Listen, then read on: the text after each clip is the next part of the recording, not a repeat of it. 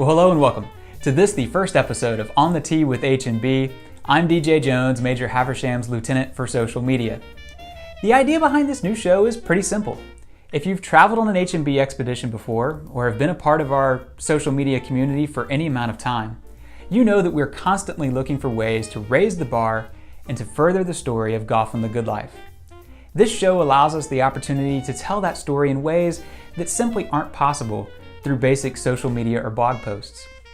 For example, we have interviews scheduled with a number of our golf course and accommodation partners from around the British Isles, allowing them the opportunity to share maybe a little of what's new, as well as a preview for those who are counting down the days until their own expedition. We'll also feature some of the insight photos and videos shared by our members of the forces as they make their way around the historic links this travel season. We call these field reports. If you're traveling on an H&B expedition, or just happen to find yourself on the famous links, tag us anytime at Haversham Baker. We'd love to see those field reports, and you just might see it on an upcoming episode of On the Tee.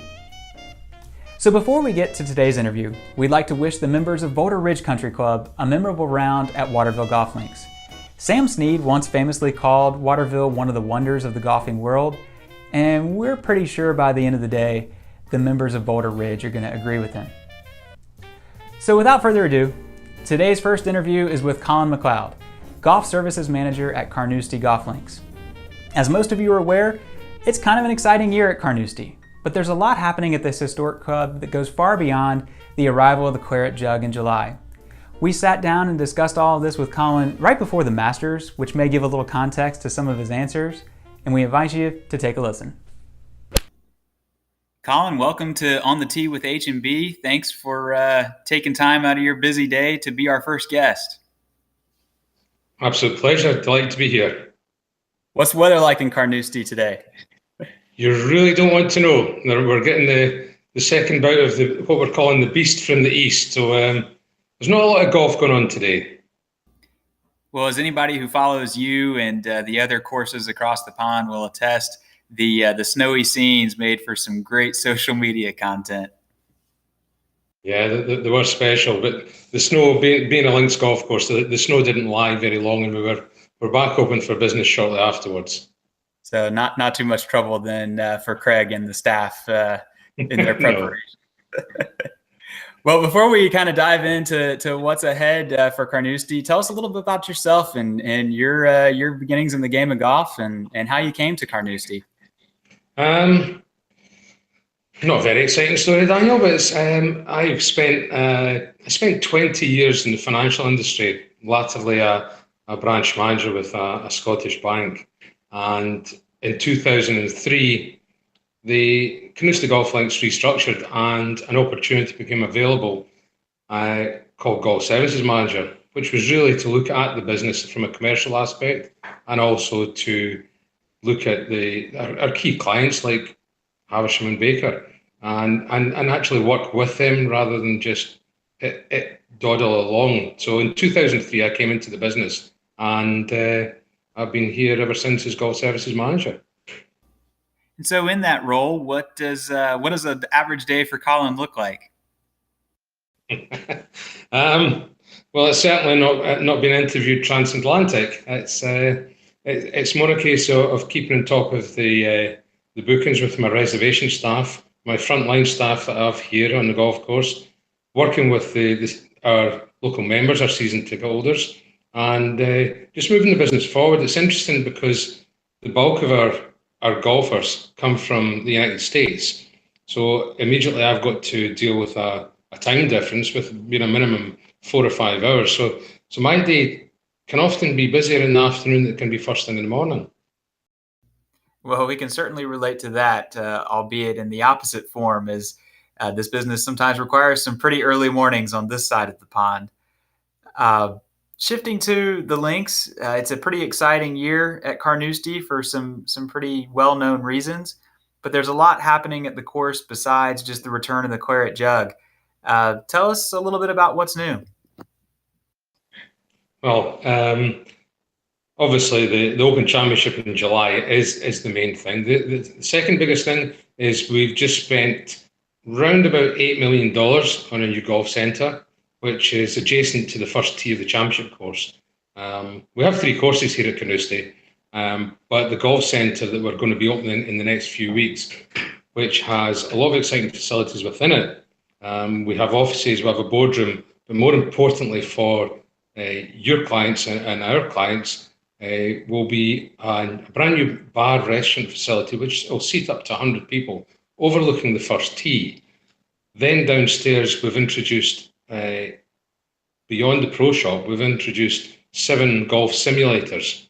So we're going to be putting the first tee, the first hole of the championship course, on these simulators for the bulk of the time. So anyone who's used to having a mulligan will not need it anymore, because we can have the first hole there, and you can actually tee off the first before you go out and tee off the first. Certainly a unique way to overcome the first tee jitters. We look forward to seeing the golf center firsthand. It promises to be a fantastic addition to the links. So given the notoriety and history of the club, as well as your proximity to St. Andrews, Carnoustie is a pretty popular choice for the traveling golfer. What advice would you give to our travelers who might be tuning in and others out there who are planning a trip, as far as when they should start to dial in their tee times at Carnoustie? Carnoustie and St Andrews are the 2 most popular venues in the UK, so I would recommend booking as early as you possibly can and going through a travel operator such as a Hammersham & Baker, who are excellent. Perhaps 1 to 2 years would be my recommendation. However, I would take advice from those professionals before you do book. Well, it's certainly hard for us to argue with that advice, Colin. So there's no doubt a number of people tuning in that are counting down the days until their own expedition. Once that countdown is finally over, what can the visitor expect once they arrive to Carnoustie? Well, what they can expect is a first-class experience, first and foremost. With the introduction of the golf centre and the bar and restaurant, they're going to get views over the first hole of a major championship course that they will not receive anywhere else. Our staff will be there to welcome them, and by the time they get to the golf course, we've got outstanding caddies. We often get told we've got the best caddies in Scotland, and I believe we've got by far the best golf course in the country. It's I've yet to play a better golf course, and I've played quite a number throughout the world. So Carnoustie's, you touched on it there. Carnoustie's reputation obviously is well known, and sometimes unfairly so. I think just the other day on Facebook, somebody commented on our page that they played it in 30-mile-an-hour winds and a driving rain, and you chimed in to say that it's not always that easy. No. Any advice for somebody coming to the course on how to navigate the links? Well, first of all, what's important is Carnoustie is, I believe, the most challenging golf course in the world. Jack Nicklaus referred to it as the toughest golf course he's ever played, and he knows 1 or 2 things. But to be fair, when it's set up for the players like Nicklaus and all the modern players, it is set up in a more difficult manner.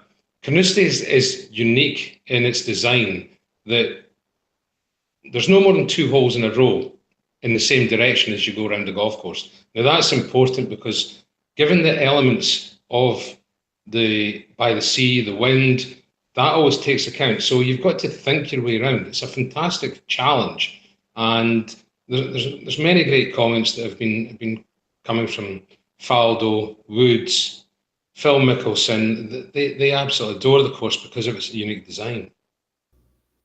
Well, of course, we all know the famous scene with the old Barry Byrne and Mr. Van de Velde climbing down and so forth. And a lot of folks, when they think of Carnoustie, that's kind of what they'll think of. But you know the links as well as anyone. There's 17 other holes out there.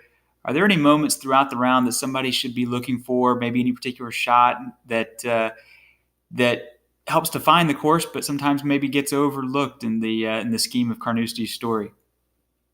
Yeah, speaking personally, I love number 17. It's not a hole that's often up there as the most memorable holes, because there are clear holes with the memories. You mentioned Van de Velde. Johnny Miller's bunker is on 18 as well. And probably the most famous hole at Carnoustie is number 6, which is Hogan's Alley, which is named because of Ben Hogan and the way he played it in 1953. It's the only time Ben Hogan ever played the Open Championship. So we're very proud that he was our eventual champion.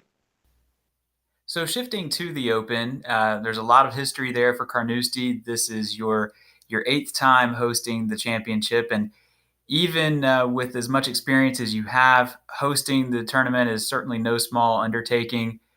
When do your preparations begin for hosting an Open? And if you would, give us a little bit of insight into the scale of those preparations.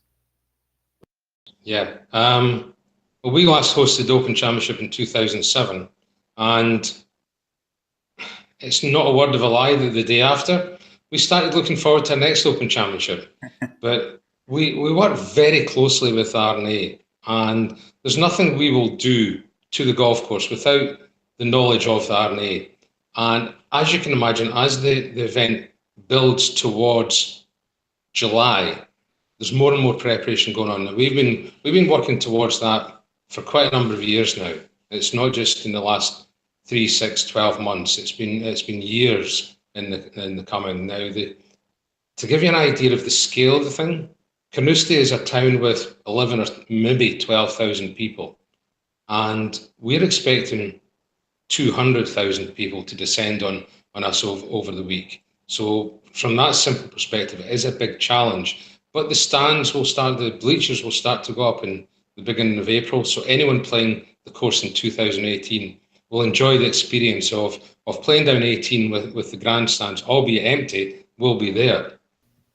Fantastic. And you're right. That always makes for a great Kodak moment, as they used to say, at really any Open Championship venue.